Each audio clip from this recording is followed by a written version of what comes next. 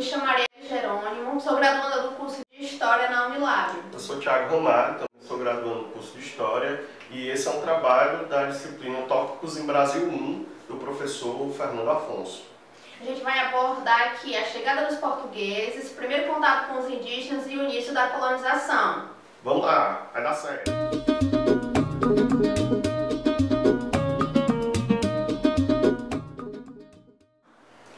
Então, de maneira inicial, certo? A gente vai trabalhar essa questão da esquadra de Portugal, né, que chegou ao Brasil, né, por volta do ano de 1500, né, mais precisamente no atual Porto de Bahia, certo?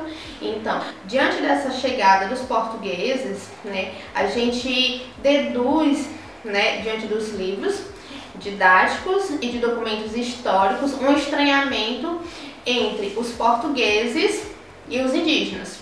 De antemão, os indígenas tiveram uma visão de espanto, né, ao se deparar com aquelas pessoas, né, com vestes pesadas, tom de pele um pouco avermelhado, né, pessoas brancas, bem barbudas, né, e ao mesmo tempo, né, não muito diferente, os portugueses também tiveram essa mesma visão, visto que eles estranharam, né, aqueles povos de tom de pele mais avermelhado, certo? Uma galera que não tinha roupas, né, fazia uso de objetos pontiagudos, né, como lanças, arcos e flechas, né? Então foi tudo meio que uma confusão diante desse estranhamento, né? Foi algo muito novo, né, diante dessa troca de olhares, né? Com o passar desse momento, né, dessa visão, os portugueses vieram de Portugal, né, para a América com o intuito de encontrar pedras e metais preciosos, né, visto que na Europa isso estava muito escasso, né, estava bem dificultoso encontrar esses materiais. Então, diante de todo esse percurso por novas terras, eles vieram para a América com esse intuito, mas chegando aqui eles não encontraram esses tão esperados, né, metais e pedras preciosas. Eles acabaram se deparando com várias árvores, né, no qual denomina-se de pau-brasil. Esse pau-brasil, ele tem, né, uma seiva, né, de tom avermelhado, certo? Que foi bem visada por eles. Por que ela foi bem visada?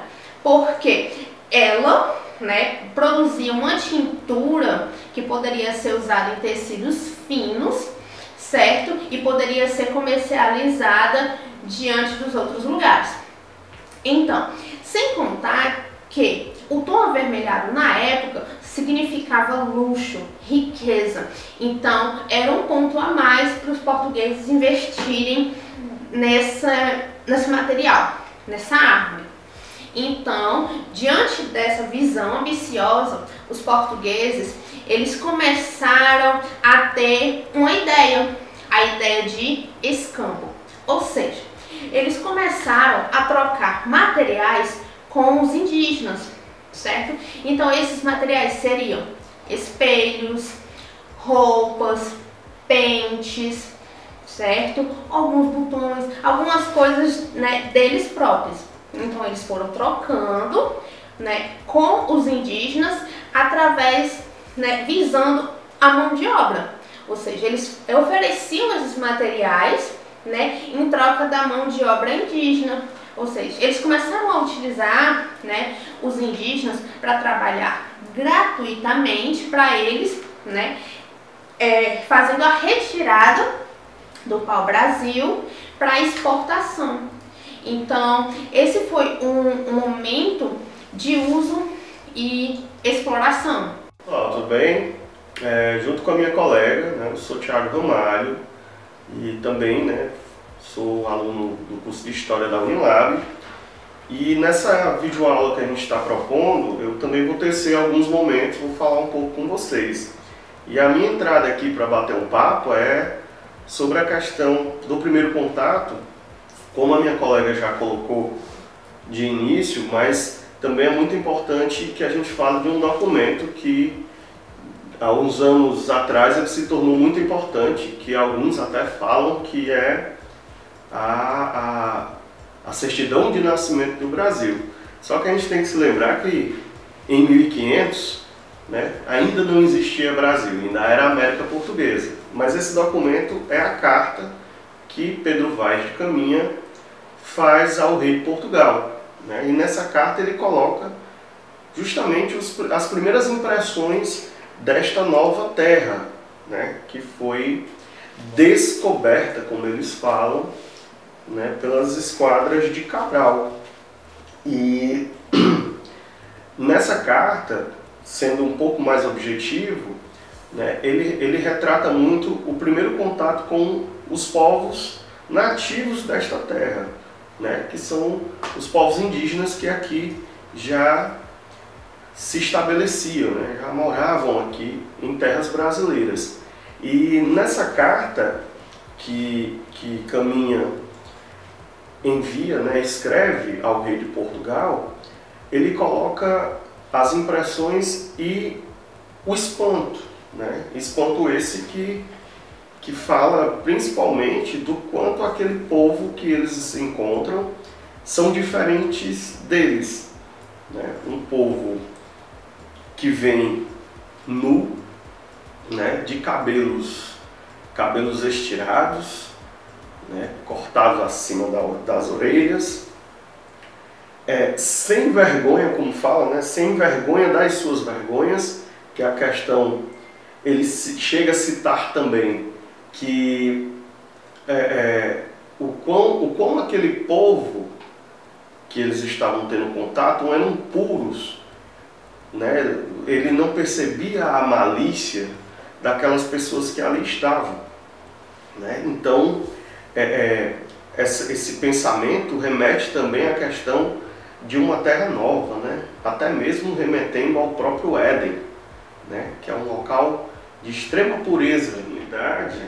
É importante também salientar que esse contato ele foi um contato também de novidade também para os indígenas, né? Porque essa turma não tinha esse contato direto com esse povo branco, né? É importante que a gente diga que esse contato com o homem branco para o indígena também não foi um contato apenas de estranheza, espanto e novidade. A partir dos primeiros contatos, os indígenas também iniciaram um processo de interesses por alguns produtos que os portugueses naquele momento tinham, né? Quando a gente vai falar, ou às vezes a gente se apega a falar da ingenuidade indígena, existe sim a ingenuidade do primeiro contato, mas também eles passam a ter interesses por alguns produtos. Daí vem dar início aí um pouco mais à frente, né, com relação à troca de mão de obra por produtos, né, por produtos de interesse dos indígenas. Ainda pegando essa questão da exploração do pau-brasil, a gente deixa muito vago quando a gente diz o pau-brasil ele começa a ser explorado ali no litoral brasileiro. Mas é interessante que a gente diga em alguns lugares, né? Como ali nas primeiras expedições, né, já no território do nosso litoral, né, a turma percebe um potencial muito grande, que é essa matéria-prima, né, chamada pau-brasil, então, que é uma árvore que daí vem-se mais à frente o nome do nosso país. É uma árvore de madeira de lei, uma madeira muito boa, que também era utilizada para tingir, né, roupas, né, couro, por ela ter um pigmento vermelho, e ele era muito apreciado fora, né, muito apreciado na Europa. Então os exploradores portugueses veem esse nicho de mercado e se iniciam ali, né, o corte, né, um trabalho de troca de mão de obra com os indígenas, né? Os indígenas retiravam essa madeira e trocavam, como já foi falado anteriormente, né, por artigos de seu interesse, né? Não só a questão como eu falei, a amiga também falou, né, desse escambo de espelho, colar e tal, mas ferramentas mesmo, machado, faca, espada, como a gente citou anteriormente. E essa retirada de pau-brasil, ela vem também aqui na região da Paraíba, Pernambuco, né? Descendo ali pelo Cabo Frio, indo até o Rio de Janeiro, né? Tanto que logo mais à frente, aquela região do Rio de Janeiro se torna ali um centro comercial, porque ficou mais fácil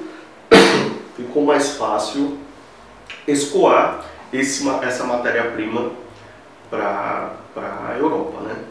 Então, essa região ali do Rio de Janeiro, ela se inicia a ter uma presença maior, né, do comércio do pau-brasil, né, ali um entre-sai maior de portugueses, né?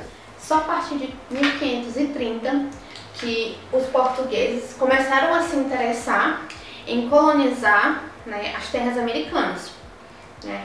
E aí, né, a gente pontua dentro de duas versões. A primeira seria por conta da crise no comércio com as Índias, que não estava tão lucrativo, e a segunda pontuação seria já pela questão das sucessivas, né, ameaças de entrada de outros povos nas fronteiras portuguesas, certo?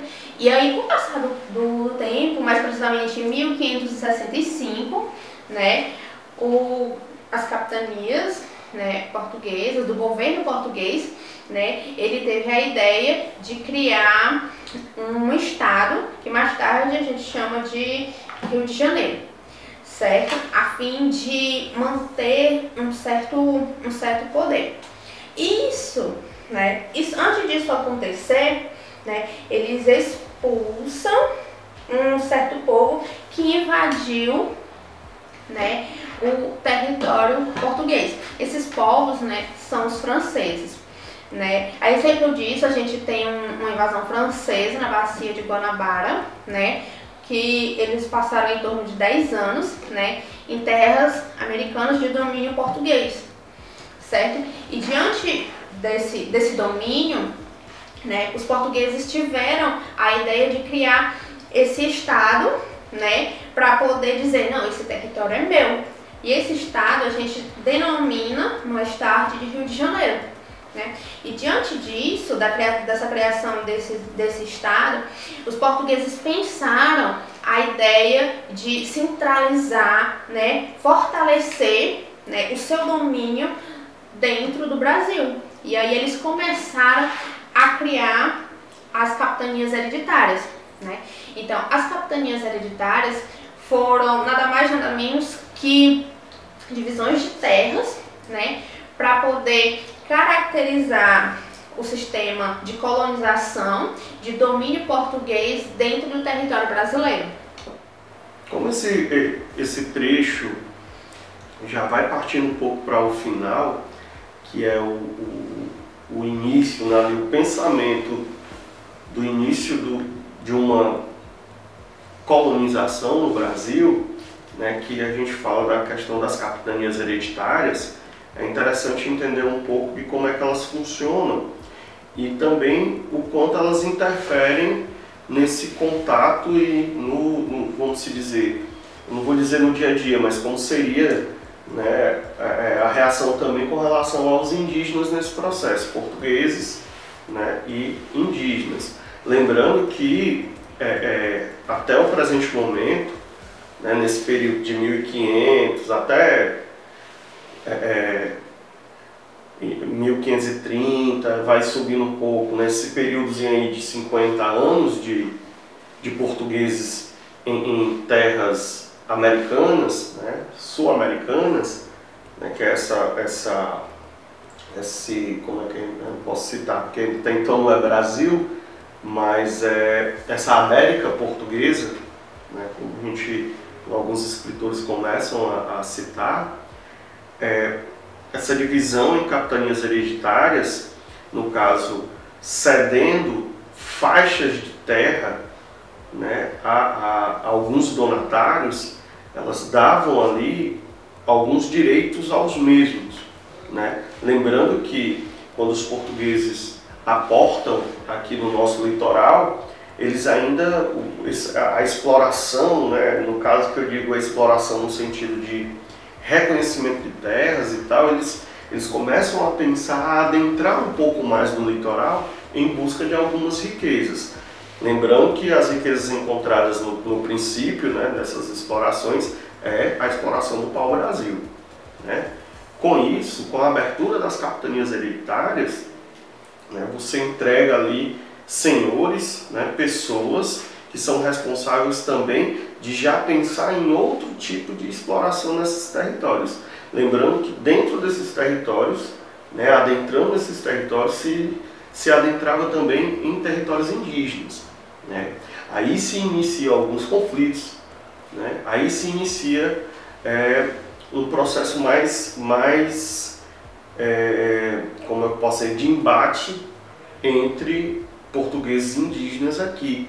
Lembrando que quando os portugueses pensam em adotar, né, esse sistema de capitanias hereditárias, de capitanias, eles também já adotavam em outros países, em outros locais, né, em outros locais explorados por portugueses, né? No caso, em África, eles usaram também em alguns locais, como Cabo Verde, por exemplo, né? Eles viram que as capitanias em outros lugares funcionavam e começaram a aplicar, né, em terras americanas, né, nessa América portuguesa que se inicia ali. E os donatários dessas terras, eles tinham direito de ceder também pedaços de terra dessas capitanias para outras pessoas produzirem, né, e explorarem, como também davam direito ao donatário, né, de também explorar os indígenas, tanto escravizá-los quanto vender, né, utilizar essa mão de obra que antes era meio que de escambo por troca, né, e ela começa a se iniciar ali um processo de escravização dos povos originários daqui, né, dos povos indígenas, e aí sim se inicia, né, começa a ter esse embrião da colonização. Lembrando que o objetivo da colonização portuguesa não é estabelecer uma colônia, se iniciar como é que eu posso dizer, um novo povo aqui, né? Não é trazer Portugal para o Brasil, criar uma nova terra, e sim o processo mercantil, né? Eles estão pensando ali naquele momento de explorar aquela terra mercantilmente, não o objetivo de vir fixar-se aqui nestas terras. Isso é um pouquinho mais na frente, já que o nosso assunto aqui é os primeiros contatos. Então, quando estamos chegando nesse ponto já de início das capitanias hereditárias, que é o início ali, um embrião que se inicia a colonização portuguesa aqui no Brasil, a gente vai ficando por aqui com essa nossa pequena videoaula. Então, valeu aí, galera, tamo junto!